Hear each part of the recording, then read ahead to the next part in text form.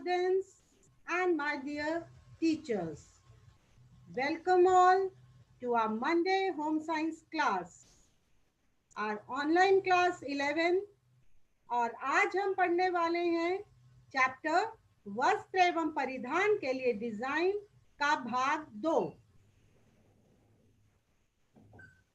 सबसे पहले Covid appropriate behaviour जान लेते हैं।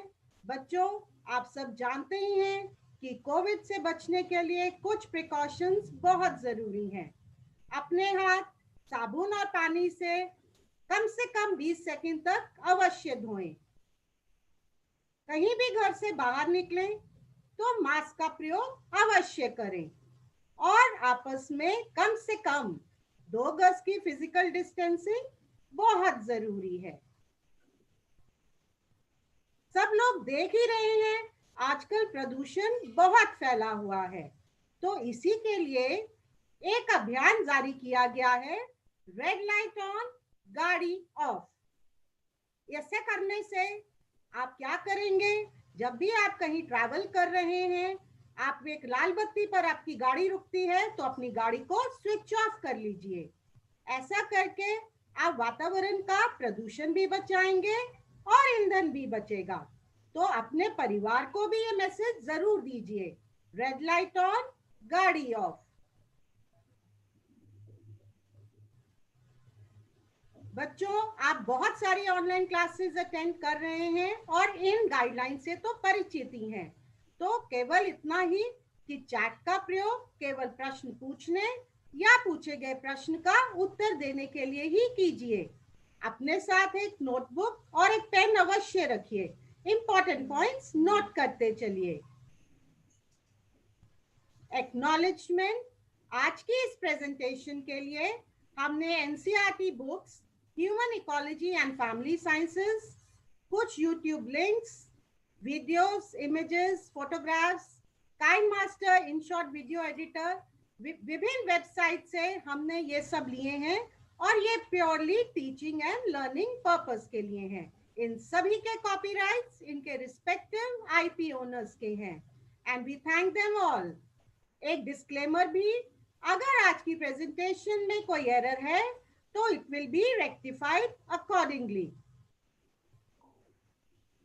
तो चलिए मिलते हैं आज के फैसिलिटेटर्स से। मैं हूं Manju Sharma, lecturer home science from SKV Rajouri garden extension, और आज मेरी co-facilitator Shaili Gandhi. Hello Shaili. Hello Manju ma'am, and a very good morning to all the students and all the teachers listening to today's class. I'm Shelly Gandhi, lecturer home science, GGSSS Rani Bagh.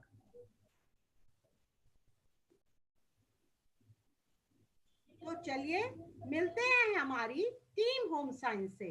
सबसे पहले backbone of our team coordinator Pratibha Goyal, lecturer home science from core academic unit, directorate of education.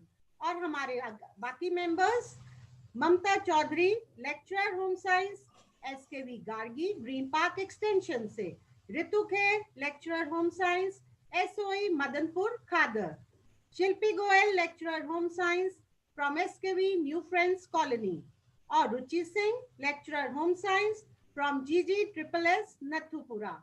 A big thank you to all my team members। आप सबके guidance और प्रोत्साहन से ही आज की class संभव हो पाई है। Thank you everyone। Wow, results of quiz 10 out of 33,228 students, 13,087 students have scored perfect 10. Congratulations to all of you. और अब फर्स्ट 10 परफेक्ट स्कोरर्स के नाम। Namra Khatoon from GSV Lancers road, Priyanka SKV Alipur, Jyoti Mishra SKV Peeragarhi village, Ayush Mishra GSV Lancers road, Komal Sharma SKV Babarpur, Muskan Kumari GGSSS number 1 Molarband Badarpur, Mohsina SKV Shadi Khanpur, Shashi GGSS Dhichankala, Monica SKV Piragadi Village, and Art and Mozi SKV Wazirpur JJ Colony. Good job, well done students and congratulations. तो आइए अब शुरू करते हैं आज का lesson और सबसे पहले जानते हैं आज के लेसन के लर्निंग ऑब्जेक्टिव्स। वस्त्र एवं परिधान के लिए डिजाइन सिद्धांतों के अनुप्रयोग को स्पष्ट कर सकेंगे और इस क्षेत्र में जीविका की तैयारी कैसे कर सकते हैं उस पर हम चर्चा कर सकेंगे। तो आइए पढ़ते हैं principles of design. What are principles of design? Design के सिद्धांत क्या होते हैं? डिजाइन के सिद्धांत वे नियम होते हैं जो संचालन करते हैं कि किस प्रकार श्रेष्ठतम तरीके से डिजाइन के तत्वों को परस्पर मिलाया जाए। जब भी कोई हम एक डिजाइन क्रिएट करते हैं तो उसमें कई बार कई प्रिंसिपल का प्रयोग होता है। आपस में सभी प्रिंसिपल्स का परस्पर प्रयोग संबंध होना अच्छी तरीके से बहुत जरूरी है, तभी हम एक क्रिएटिव से डिजाइन की रचना कर पाते हैं। तो आइए जाने सबसे पहले प्रिंसिपल ऑफ डिजाइन कौन कौन से हैं। अनुपात यानी प्रपोर्शन, संतुलन, बैलेंस, महत्व, एम्फेसिस, आवर्तिता, रिदम और सामंजस्यता, हार्मनी। तो सबसे पहले जानते हैं प्रोपोर्शन के बारे में। प्रोपोर्शन या अनुपात वस्त्र के एक भाग का दूसरे भाग से संबंध कहलाता है। वस्त्रों में कलर में भी अनुपात होना चाहिए, कपड़े की बुनावट में भी अनुपात होना चाहिए और शेप और फॉर्म में भी अनुपात होना चाहिए। तो आइए सबसे पहले हम जानते हैं गोल्डन मीन या स्वर्णिम माध्य क्या है। ये एक ऐसा रूल है जो ड्रेस को प्रोपोर्शनेट बनाने में हमारी मदद करता है और जब भी हम गोल्डन मीन का प्रयोग करके किसी भी परिधान में प्रोपोर्शन लाते हैं तो एस्थेटिकली भी वो देखने में बहुत अच्छा दिखता है। तो यहाँ पर आप देखिए, हम बात कर रहे हैं एक महिला के स्कर्ट एंड टॉप, या यहाँ पे स्कर्ट की बजाय केपरी भी हो सकती है। तो जो टॉप है वो 3 भाग होना चाहिए, स्कर्ट या केपरी 5 भाग, और टोटल मिला के 8 पार्ट्स हो जाता है। और अगर ये स्कर्ट जो है नी लेंथ ना होके फुल लेंथ होती है तो भाग जो है टॉप का भाग वो 5 होना चाहिए, लोअर का भाग 8 एंड टोटल 13। इसी प्रकार से अगर आप राइट साइड की फिगर देखेंगे तो मेल हो या फीमेल हो, जब हम एक जीन्स या pant, trousers and T shirt और शर्ट का प्रोपोर्शन देखते हैं तो शर्ट या टी शर्ट हमारा 5 पार्ट्स होना चाहिए, लोअर पैंट्स या जीन्स जो भी है वो 8 पार्ट्स और टोटल मिला के 13 पार्ट्स। तो सबसे पहले अब हम बात करेंगे प्रोपोर्शन ऑफ कलर की, रंगों का अनुपात। स्वर्णिम माध्य का उपयोग करते हुए रंग का अनुपात उत्पन्न करने के लिए कमीज और पैंट के विभिन्न रंग पहने जा सकते हैं। अब यहाँ पर आप चारों फिगर्स देख रहे हैं, यहाँ पर भी जो कलर प्रोपोर्शन है that is according to the golden mean. तो आप देख रहे हैं जो जीन्स हैं या ट्राउजर्स हैं दे आर 8 पार्ट्स, एंड जो टी शर्ट्स या शर्ट्स है they are 5 parts, total 13 parts. तो कलर का भी ऐसा ही प्रोपोर्शन है जो देखने में बहुत ही लुभावना और अच्छा दिख रहा है। And now proportion of texture. तो ये तब प्राप्त होता है जब पोशाक बनाने वाले कपड़े की विभिन्न बुनावटें पोशाक पहनने वाले व्यक्ति का साइज बढ़ा या घटा देती हैं। तो अगर हम किसी मोटे टेक्सचर वाले कपड़े की बात करें, जैसे जूट का कपड़ा है, खादी का कपड़ा है, तो ऐसे कपड़े अगर हम किसी के लिए परिधान में प्रयोग करते हैं तो वो एक चौड़ाई का आभास देते हैं, क्योंकि कपड़े में कोई टेंडेंसी नहीं होती बॉडी फिगर लेने की और ये मोटे कपड़े खड़े रहते हैं ज्यादातर। और अगर हम बात करें जॉर्जेट या शिफॉन जैसे कपड़ों की, तो ये जो भी व्यक्ति ऐसे कपड़े पहनता है तो वो बॉडी शेप ले लेते हैं, पतले लोग जिनकी फिगर अच्छी है, या मोटे लोग या जिनकी फिगर में त्रुटियां नहीं है, उनके ऊपर तो ऐसे कपड़े जचते हैं। पर ऐसा कोई भी व्यक्ति जिनकी फिगर में त्रुटियां होती हैं, बॉडी फिगर में, उन पर ये कपड़े नहीं जचते, क्योंकि वो त्रुटियों को दिखाते हैं। तो नॉर्मली जनरली अगर एक जैसे नॉर्मल कॉटन का फैब्रिक है या लिजी बिजी का फैब्रिक है, जो ऐसे कपड़ों की अगर हम ड्रेस डिजाइन करें तो वो हर तरह के व्यक्ति के ऊपर सूट करती हैं। And now we'll talk about proportion of shape and form. यहाँ पर आप 4 तरह के शेप्स देख रहे हैं, pear shape, Apple shape, Petit and plus size. तो सबसे पहले मैं यहाँ पे एग्जांपल दूंगी पेटीट शेप के लिए।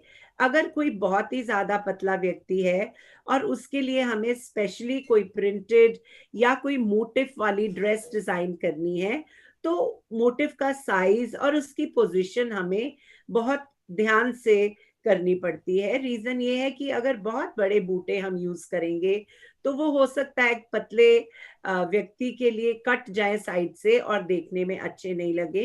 तो इनके लिए जो बूटे हैं वो मीडियम साइज के होने चाहिए या छोटे साइज के होने चाहिए। इसी प्रकार अगर कोई प्लस साइज फिगर है तो उनके लिए भी जो बूटे हैं बहुत बड़े हम यूज नहीं करेंगे, क्योंकि बड़े बूटे से वो और ज्यादा चौड़े दिखाई देंगे। तो इनके लिए भी मीडियम साइज के या छोटे साइज के बूटे ज्यादा अप्रोप्रिएट रहेंगे। और प्लस साइज में एक और बात भी होती है कि जब जो कुछ फीमेल्स हैं प्रेग्नेंट होके प्लस साइज में आ जाती हैं, तो प्रेगनेंसी में उनकी ड्रेसेस डिजाइन करने के लिए खास तौर पर हम एक रूल को ध्यान में रखते हैं कि जो अपर पार्ट यानी कि बॉडिस पार्ट है उसको हम छोटा कर देते हैं। और अब हम दूसरे प्रिंसिपल के बारे में बात करते हैं, जो कि है बैलेंस।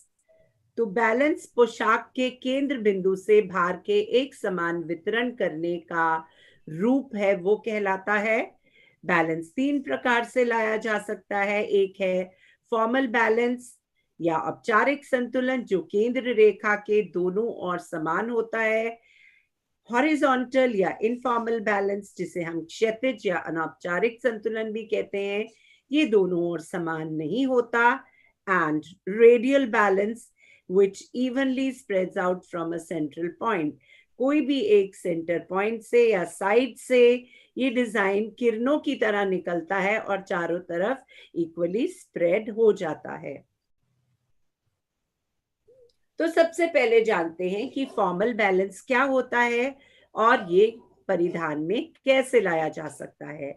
तो इसका एक बड़ा सिंपल सा नियम होता है, जो भी डिजाइन में लेफ्ट पार्ट में हम ड्रेस में डिजाइन देंगे वही एग्जैक्टली सेम डिजाइन हम राइट पार्ट में देंगे। यानी कि लेफ्ट एंड राइट पार्ट जो होते हैं वो मिरर इमेजेस होते हैं। अब यहाँ पर आप देखिए, इस लेडी ने सिंपल सा स्कर्ट एंड टॉप पहना हुआ है, बट दोनों तरफ से ये एग्जैक्टली सेम दिख रहा है। और इधर आप ये मेल फिगर को देखते हैं तो इन्होंने एक कोट पैंट पहना हुआ है, और ये भी दोनों तरफ से बिल्कुल, अगर हाफ में बीच में लाइन बना दी जाए तो right and left side are एकदम से सेम मिरर इमेज। यहाँ पर आप गौर कीजिए कि जो कोट है उसमें लेफ्ट साइड में जनरली जो मेल कोट्स में पॉकेट होती है, यहाँ पर नहीं है।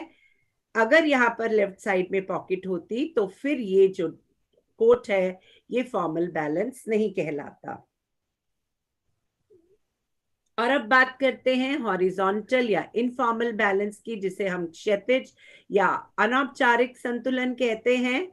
ये ड्रेसेस में लाना थोड़ा सा मुश्किल होता है, पर अगर कोई बहुत ही समझदारी से अच्छे तरीके से इनफॉर्मल बैलेंस ड्रेस में लेकर के आता है तो जो परिधान है वो ज्यादा इंटरेस्टिंग और अच्छा दिखाई देता है। यहाँ पर आप सामने देख रहे हैं दोनों फिगर्स में अंगरखा स्टाइल, जो हमारा ट्रेडिशनल इंडियन कॉस्ट्यूम है, पहना हुआ है। ये इसकी खासियत यही है कि एक बहुत अच्छा इनफॉर्मल बैलेंस का डिजाइन है। अगर आप सेंटर में एक रेखा खींच देंगे तो एक तरफ टाइप्स आते हैं और एक तरफ जो है वो हिस्सा प्लेन रह जाता है। इसीलिए ये इनफॉर्मल है, because these two sides are not mirror images. जब भी हम किसी मेल के लिए अंगरखा स्टाइल ड्रेस बनाते हैं तो टाइप्स जो होते हैं वो राइट साइड में होते हैं, और यही अगर फीमेल के लिए हम डिजाइन करते हैं अंगरखा, चाहे वो शर्ट हो चाहे वो गाउन हो, उनका टाइप जो होता है वो लेफ्ट साइड में चला जाता है।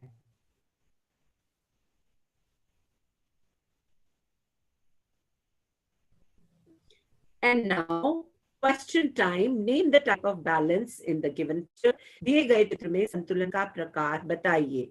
तो क्या ये फॉर्मल बैलेंस है या औपचारिक, हॉरिजॉन्टल, इनफॉर्मल या क्षैतिज या अनौपचारिक संतुलन? आंसर दीजिए। ए फॉर्मल बैलेंस या B informal balance? Manju ma'am, कोई आंसर्स आने शुरू हुए? यस शैली मैम, बहुत से बच्चों ने आंसर में ऑप्शन बी लिखा है, हॉरिजॉन्टल यानी इनफॉर्मल बैलेंस या क्षैतिज अनौपचारिक balance. Well done students, it means आपने संतुलन को बहुत अच्छे से समझा है।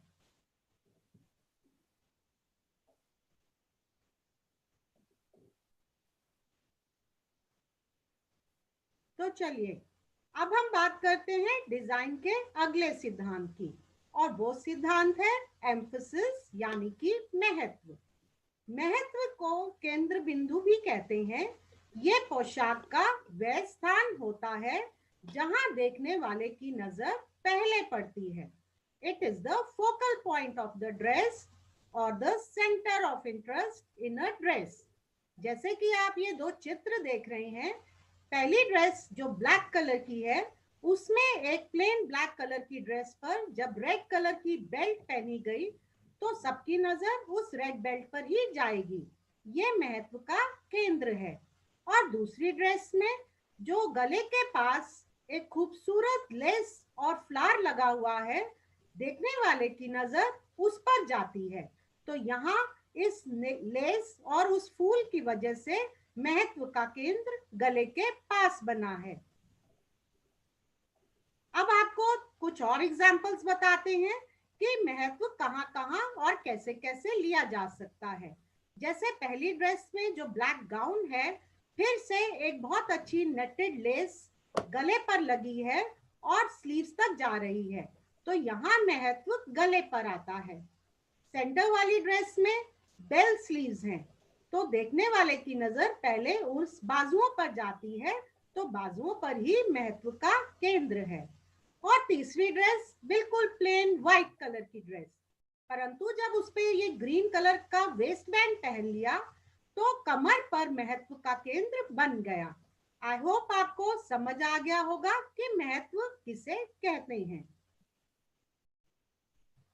अब हम चलते हैं रिदम यानी आवर्तिता। ये हमारा अगला डिजाइन का सिद्धांत है। आवर्तिता का अर्थ है लय। जब हम किसी भी पोशाक को एक कोने से दूसरे कोने तक, चाहे वो ऊपर से नीचे देखें, चाहे लेफ्ट टू राइट या राइट टू लेफ्ट, जब हम किसी भी ड्रेस को एक एंड से दूसरे एंड तक देखते हैं और हमारी नजर कहीं भी बीच में नहीं कटती, तो वो बन जाती है आवर्तिता यानी कि रिदम। ये रेखाओं, आकृतियों, रंगों या बुनावटों का उपयोग करके सृजित की जा सकती है। अब मैं आपको बताती हूँ आवर्तिता लाने के विभिन्न तरीके क्या हो सकते हैं। पहला तरीका है रेपिटिशन यानी कि दोहराना, फिर ग्रेडेशन उतार चढ़ाव, रेडिएशन विकिरण, और पैरेललिज्म यानी कि समांतरता। रेपिटेशन या दोहराने का मतलब है जब किसी भी पोशाक में कोई कसीदाकारी युक्त लेस हो या बटन या पाइपिंग या रंग बार बार उस ड्रेस में रिपीट किया जाता है, तो उसे आवर्तिता लाई जाती है। जैसे इस बच्चे की फ्रॉक को ही देखिए, जो लेस गले पर लगी है वही नीचे भी रिपीट की गई है और इसी से रिदम बन गया। और जो साथ में दूसरी ड्रेस है, वहां एक लेडी ने बहुत ही ब्यूटीफुल लहंगा पहना है ग्रे कलर में। दुपट्टा भी ग्रे कलर का है। ज्वेलरी और हाथ में उठाया हुआ क्लच सभी ग्रे कलर के हैं। तो एक ही रंग को बार बार दोहराकर यहाँ आवर्तिता लाई गई है। आवर्तिता लाने का अगला तरीका है ग्रेडेशन, यानी कि उतार चढ़ाव। क्रमिक वृद्धि अथवा कमी यानी इंक्रीजिंग और डिक्रीजिंग ऑर्डर में जब कोई मोटिव, कोई रेखाएं, कोई बटन, रंग, बुनावट इत्यादि यूज किए जाते हैं तो उससे उतार चढ़ाव कहते हैं। अब इन दोनों ड्रेसेस में रंगों में उतार चढ़ाव दिखाया गया है। जैसे कि आप पहला सूट देख रहे हैं, यहाँ पर लाइट से डार्क की तरफ रंग जा रहे हैं और गाउन में राइट साइड पर डार्क से लाइट की तरफ, यानी चाहे इंक्रीजिंग ऑर्डर हो चाहे डिक्रीजिंग ऑर्डर हो, तो इसी से ग्रेडेशन या उतार चढ़ाव कहते हैं और इन्हीं से आवर्तिता आती है। आवर्तिता लाने का तीसरा तरीका रेडिएशन अर्थात विकिरण। विकिरण में आंखें केंद्र बिंदु से एक व्यवस्थित तरीके से गतिमान होती हैं। जैसे सूर्य की किरणें सारी ओर फैलती हैं, उसी तरह अगर आप इन दोनों पोशाकों को देखिए तो कमर से जो चुन्नटें आ रही हैं ये फैल रही हैं और एक रिदम ला रही हैं। और लास्ट पैरेललिज्म यानी कि समांतरता। समांतरता बच्चों तब सृजित होती है जब तत्व एक दूसरे के समांतर होते हैं, यानी पैरेलल टू ईच अदर। जैसे कि आप बॉक्स प्लीट्स या प्लीटेड स्कर्ट्स देखते हैं, चुन्नटे चाहे लंबाई के रूप में हो चाहे चौड़ाई के रूप में हो, इन धारीदार चुन्नटों से पैरेललिज्म यानी समांतरता आती है और इसी से रिदम बनता है।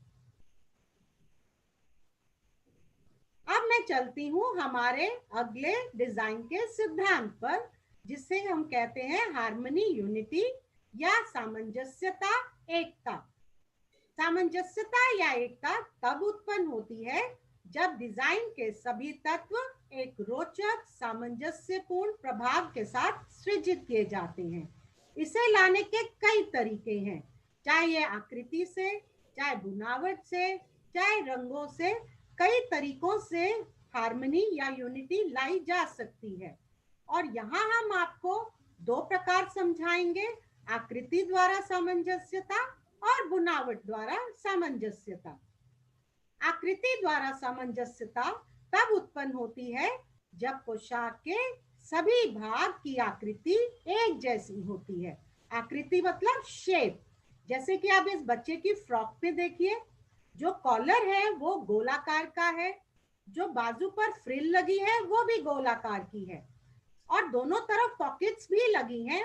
अगर ये स्क्वायर पॉकेट्स होती तो सामंजस्यता नहीं होती, पर यहाँ पॉकेट्स भी नीचे से गोलाकार हैं, अर्थात एक ही तरह की आकृति को यूज करके इस पोशाक में आकृति द्वारा सामंजस्यता लाई गई है।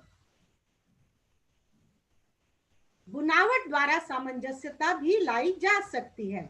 बच्चों, हमारी पिछली क्लास में हमने आपको बुनावट के बारे में बताया था।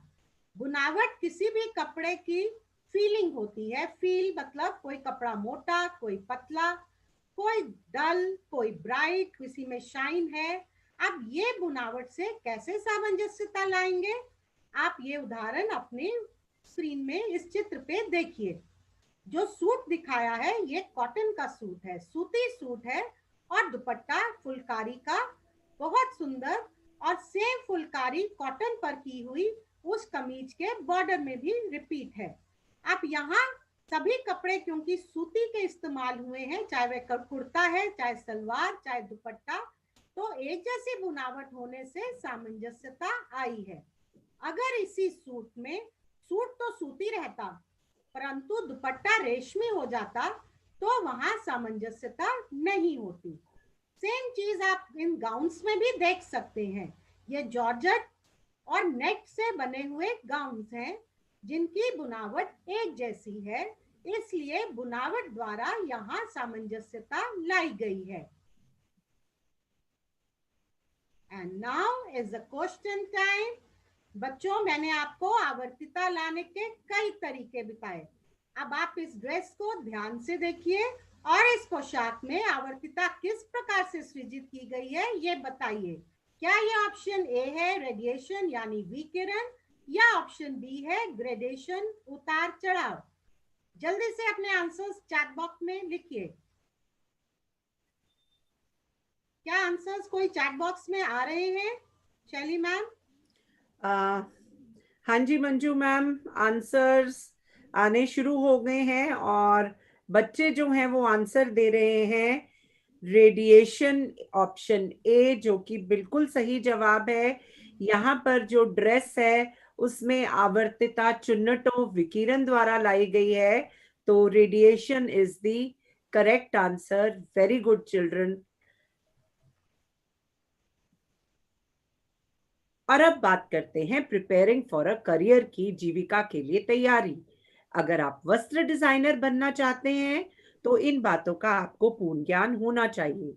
रेशे के गुण, इनके लाभ और सीमाएं तथा इनका प्रसंस्करण कैसे किया जाता है, विभिन्न रेशों और वस्त्रों की रंगाई के गुण जो रंग अनुप्रयोग के चरण और तकनीक का फैसला करते हैं, और मोस्ट इम्पॉर्टेंट डिजाइन के सिद्धांतों के बारे में अच्छे से ज्ञान होना चाहिए।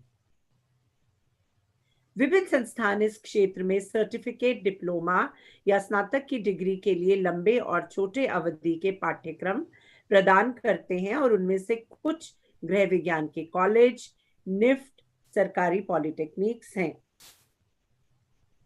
तो आइए जानते हैं हमारी दिल्ली यूनिवर्सिटी के अंदर कौन से होम साइंस कॉलेजेस आते हैं।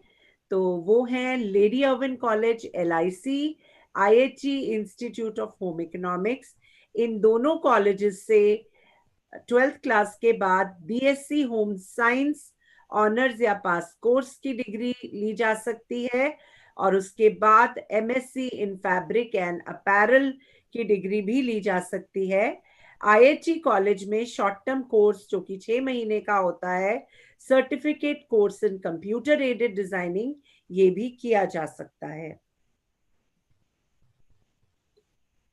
NIFT national institute of fashion technology, जिसे हम निफ्ट भी कहते हैं, इसकी एस्टैब्लिशमेंट 1986 में under ministry of textiles government of India हुई थी। इसके कुल मिलाकर हमारे देश में 16 कैंपस हैं, जिसमें से सबसे बड़ा कैंपस है वो राजधानी नई दिल्ली में है। ये 7 बैचलर डिग्री कोर्स ऑफर करता है और 3 मास्टर लेवल के प्रोग्राम्स। तो कुछ इसमें से कोर्सेज हैं fashion design, textile design, accessory design, knitwear design. Department of training and technical education DTTE Delhi, तो हमारे दिल्ली में 11 सरकारी पॉलिटेक्निक्स है। इनमें एडमिशन जो है थ्रू कॉमन एंट्रेंस टेस्ट होता है, और कुछ डिप्लोमा कोर्सेज जो यहाँ पे ऑफर किए जाते हैं वो हैं fashion designing, garment fabrication technology, textile design, leather technology, footwear technology, और इनके जो कोर्सेज हैं वो ITI इंडस्ट्रियल ट्रेनिंग इंस्टीट्यूट द्वारा किए जाते हैं। और अब जानते हैं फैशन डिजाइनिंग या टेक्सटाइल डिजाइनिंग के बाद क्या स्कोप रहता है बच्चों आपके पास। तो कोई भी व्यक्ति ऐसे कोर्स करके fashion designer, fashion coordinator, fashion Illustrator, fashion मर्केंडाइजर बन सकता है। इस तरह के जो जॉब ऑप्शंस होते हैं वो बड़े बड़े export house, fashion house, buying house में होते हैं। किसी भी डांस, ड्रामा, मूवीज में एक व्यक्ति कॉस्ट्यूम डिजाइनर का काम कर सकता है। किसी भी टेक्सटाइल मिल में टेक्सटाइल डिजाइन, जहां कपड़े की बुनावट के अलग डिजाइन बनते हैं, वहां पे काम कर सकता है। विजुअल मर्केंडाइजर जो कंपैरेटिवली एक नया फील्ड है, यहाँ पे जो गारमेंट शॉप्स है उनके शो विंडोज को डिजाइन किया जाता है, उनको विजुअल मर्केंडाइजर्स कहते हैं। एंटरप्रेन्योर, अपना काम आप शुरू कर सकते हैं। Then retail manager in textile mills का काम भी आप कर सकते हैं। And last but not the least, freelance designer, स्वतंत्र कार्यकर्ता डिजाइनर, अपने घर बैठे आप फ्रीलांसिंग डिजाइनिंग कर सकते हैं। तो आइए अब जानते हैं इस चैप्टर से रिलेटेड प्रैक्टिकल्स के बारे में। तो जो हमारा प्रैक्टिकल है that is preparation of any one article using applied textile design techniques. और ये टेक्निक्स है बंधाई और रंगाई, टाई एंड डाई, ब्लॉक छपाई और बाटिक छपाई, block printing and batik printing. यहाँ आप तीन बहुत खूबसूरत सी लेडीज को बहुत ही प्यारी साड़ियां पहने देख रहे हैं। तो जो पहली महिला ने साड़ी पहनी है that is tie and dye, दूसरी महिला ने जो साड़ी पहनी है दैट इज ब्लॉक प्रिंटिंग, और तीसरी महिला ने जो साड़ी पहनी है वो बाटिक छपाई द्वारा है। तो अब हम आपको एक एक करके सिखाएंगे कि घर पर आप ये तीनों तकनीक द्वारा कपड़े को कैसे रंग सकते हैं या छाप सकते हैं। पर उससे पहले मैं एक स्टैंडर्ड इंस्ट्रक्शंस देना चाहूंगी। जब भी आप कपड़ा सफेद रंग का अगर यूज करें तो कपड़े को कोरा कपड़ा नहीं आपको यूज करना, यानी कि जो मार्केट से आप कपड़ा लाते हैं तो उसके ऊपर स्टिफनिंग की परिसज्जा होती है, यानी कि कलफ लगी होती है। तो अगर कलर्ड कपड़ा भी आप यूज कर रहे हैं तो उसको पहले अच्छे से धो लें ताकि जो स्टार्च है वो निकल जाए। उसके बाद प्रेस करके आयरन करके उसको अच्छी तरह से सुखा के आप कपड़े को प्रिंटिंग के लिए या छपाई के लिए यूज करेंगे। तो सबसे पहले जानते हैं टाई एंड डाई, बंधाई और रंगाई क्या है। बंधाई और रंगाई वह तकनीक है जिसमें जिन भागों में पैटर्न बनना है उन्हें कसकर बांधकर रोध देते हैं और रंग में वस्त्रों को डुबोया जाता है। उसके बाद तो रोधित भागों में वस्त्र का मूल रंग बना रहता है, यानी कि जहां जहां पे भी आपने कपड़ा बांधा, धागा बांधा, वहां तक रंग नहीं पहुंचेगा और कपड़े पे बहुत खूबसूरत पैटर्न बन जाएगा। और अब हम बात करते हैं टाई एंड डाई के कुछ तकनीकों के बारे में, जैसे मार्बलिंग इफेक्ट। इसको लाने के लिए आप कपड़े को क्रश कीजिए, उसको एक बॉल जैसे बना दीजिए, ऊपर से धागा बांधिए और कपड़े को रंग दीजिए। देन बाइंडिंग के लिए हम कोई भी चीज, पत्थर है, चने, राजमा, सरसों के दाने, इनको बांध देते हैं और फिर कपड़े को रंग देते हैं। फोल्डिंग के लिए आप किसी भी कपड़े में प्लीट्स बनाएंगे, चाहे वो स्ट्रेट प्लीट्स हो चाहे वो डायगोनल प्लीट्स हो। थोड़ी थोड़ी दूरी पे हम धागा बांध देते हैं और उसको कपड़े को फिर हम रंग देते हैं। तृतीयक के लिए आप एक कपड़े के ऊपर डिजाइन पेंसिल से ड्रॉ करते हैं, फिर उसके ऊपर हम कच्चा टांका करते हैं, धागे को आराम से खींच करके वहीं पर बांध देते हैं और जब हम उसे कलर करते हैं तो पैटर्न हमारे कपड़े पे आ जाता है। एंड नॉटिंग के लिए आप कपड़े में जगह जगह नॉट्स या गांठें बांध सकते हैं और उसके बाद जब हम रंगाई करते हैं तो बहुत खूबसूरत सा पैटर्न निकल के आता है। जब भी हमें टाई एंड डाई करना हो तो हम मल्टी कलर्ड इफेक्ट लाने के लिए एक से ज्यादा रंगों का प्रयोग कर सकते हैं और एक से ज्यादा तकनीक का प्रयोग भी हम कर सकते हैं। तो आइए किस तरीके से घर पर आप आसान तरीके से टाई एंड डाई कर सकते हैं ये एक वीडियो द्वारा हम जानते हैं।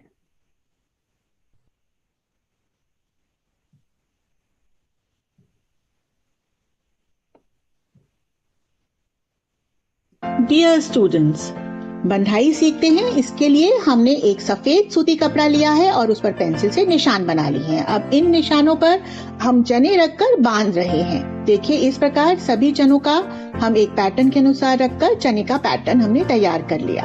सिमिलरली आप छोटे पत्थर, राजमा या साबुत दालों के प्रयोग से भी सुंदर पैटर्न तैयार कर सकते हैं। अब एक दूसरी तकनीक देखते हैं, फोल्डिंग या तह लगाना।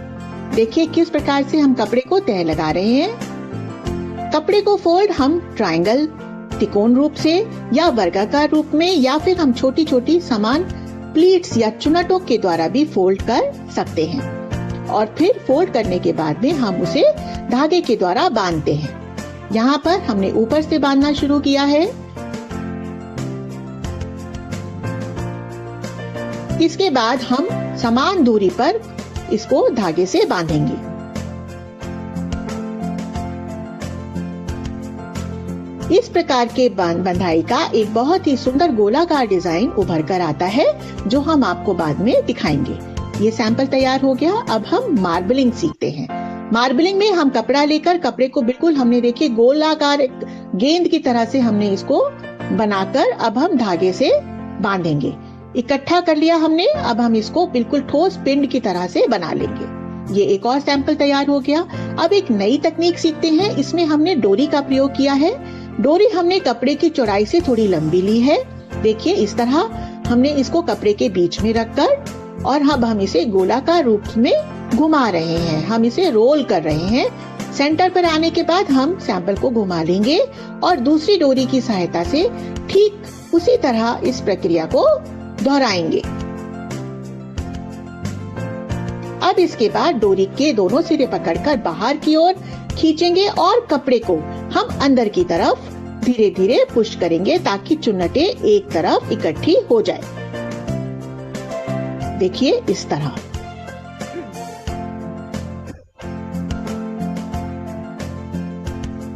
इसके बाद डोरी का दूसरा सिरा पकड़कर हम उसे अंदर की तरफ पुश करेंगे।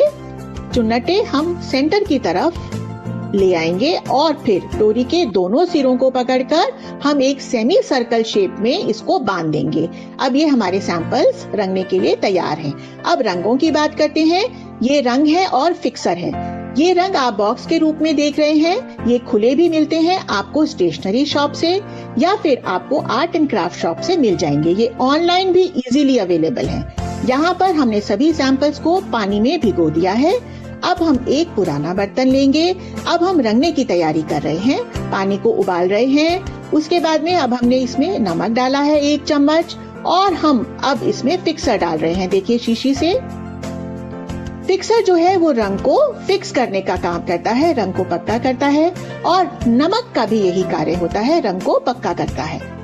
अब हम इसमें रंग डालेंगे उबले हुए पानी में। यहाँ पर हम येलो कलर का इस्तेमाल कर रहे हैं और बस पीले रंग को हमने चम्मच में लेकर अच्छे से उबलते हुए पानी में डालकर मिला लिया है ताकि एक साथ घोल तैयार हो जाए। सैंपल्स को हमने पानी में से निचोड़कर इस रंग के घोल में डाल दिया।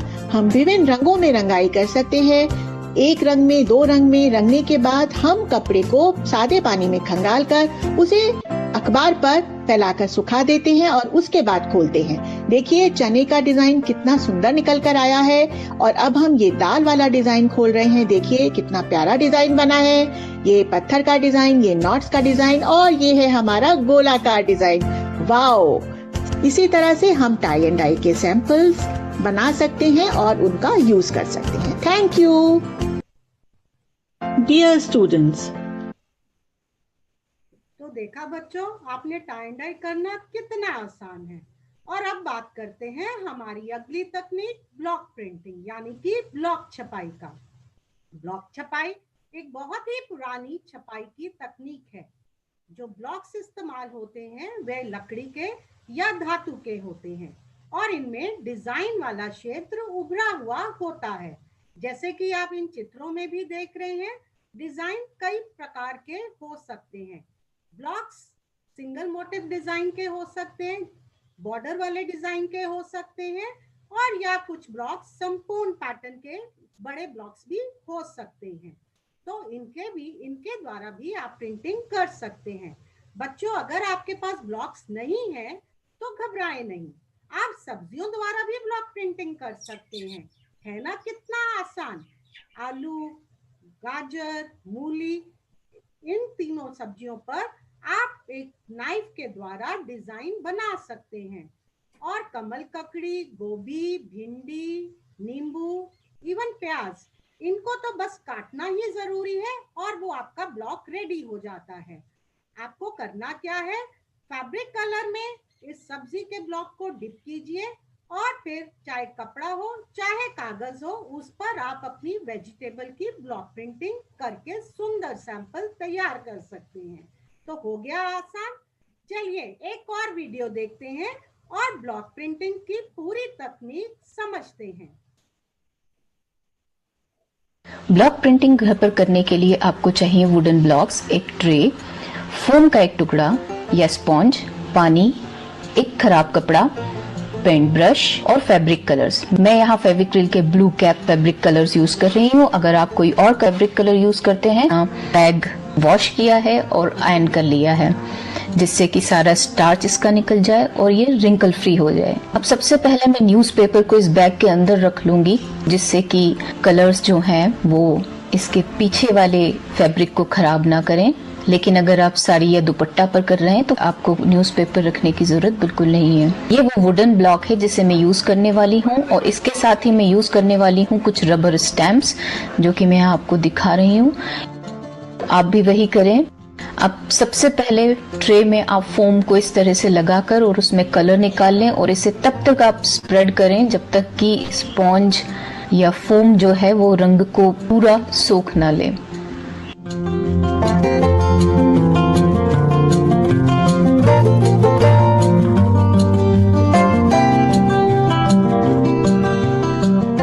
अब मैं वुडन ब्लॉक को इस पर रखकर इस तरह से 2-3 बार टैप करूंगी, जिससे कि रंग अच्छी तरह से इसमें लोड हो जाए, और फिर इसे फैब्रिक पर रखकर कुछ इस तरह से मैं 2-3 बार इसे टैप करूंगी।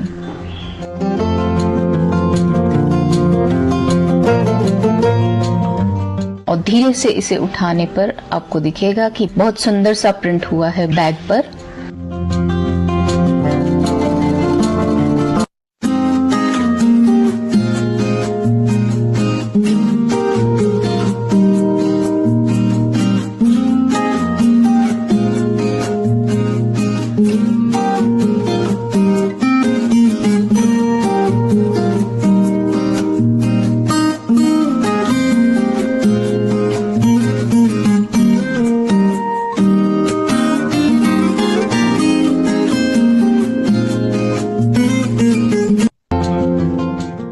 इस तरह से ये बैग तैयार है। तो चलिए तीसरी तकनीक पर, वो है बाटिक प्रिंटिंग। बाटिक भी रोज छपाई का ही एक प्रकार है। यहाँ डिजाइन में मोम का प्रयोग करके रोज प्राप्त किया जाता है। मोम को पिघलाकर ब्रश के द्वारा कपड़े पर लगाते हैं। बाटिक प्रिंटिंग से कई तरह के वस्त्र तैयार होते हैं, जो आप अभी देखेंगे। साड़ियाँ, चादरें, beautiful wall hangings, dress material सब बाटिक से तैयार किए जा सकते हैं। अब इस तकनीक को भी हम आपको वीडियो द्वारा सिखाएंगे। बाटिक के लिए डियर स्टूडेंट, सबसे पहले एक सूती कपड़े के सैंपल पर अपनी पसंद का चित्र बनाकर हम फ्रेम में लगा लेंगे। अब हमें 2 प्रकार का मोम लेना है, बीज वैक्स और पैराफिन वैक्स। दोनों को हमने एक स्टील के बाउल में निकाल लिया है। अब हम इसे पिघलाएंगे। इसके लिए हमने मोम वाले बाउल को उबलते हुए पानी के बर्तन में बहुत सावधानी से डबल बॉईल करना है, जब तक मोम पूरी तरह से पिघल ना जाए। अब हम गैस को बंद कर देंगे और इस पिघले हुए मोम को एक ब्रश की सहायता से अपने सैंपल के कपड़े पर, डिजाइन पर वहां लगाएंगे जहां हम चाहते हैं कि रंग बिल्कुल ना चढ़े। गरम मोम को हम कपड़े पर सावधानी से दोनों तरफ लगाएंगे और हम डिजाइन को इस प्रकार सील कर देंगे ताकि वहां से कपड़ा ट्रांसलूसेंट हो जाए। देखिए इस तरह।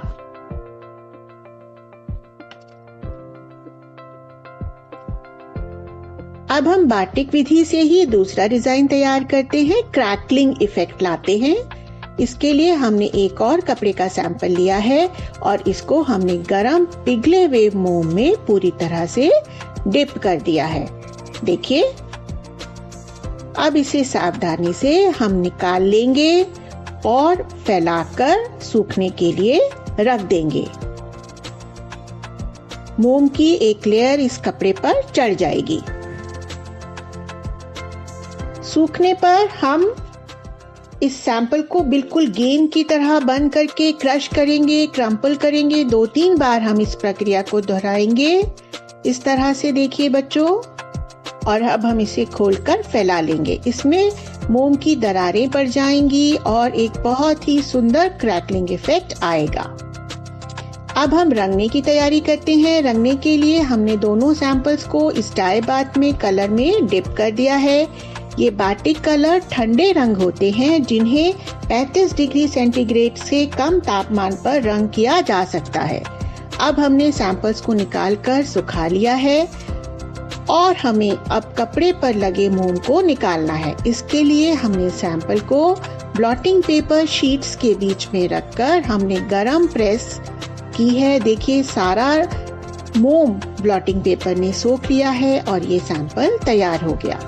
हम इसके लिए न्यूज़पेपर का भी प्रयोग कर सकते हैं।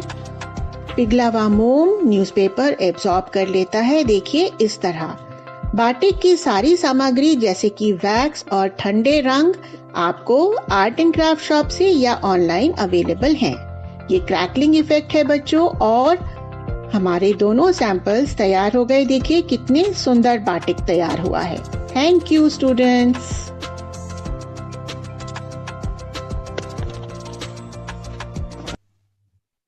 तो बच्चों होप आपने तीनों तकनीक तो सीख ही ली होंगी।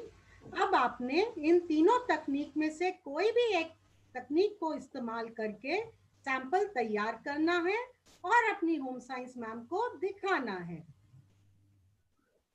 And now is your Google form link आज की क्विज 11 जिसका आपको बेसब्री से इंतजार रहता है। ध्यान रखिए अपना नाम और आईडी, अपने स्कूल का नाम और आईडी लिखना ना भूलें और क्विज हमें जल्दी से सेंड करें। And to sum up today's class, I have a beautiful quote.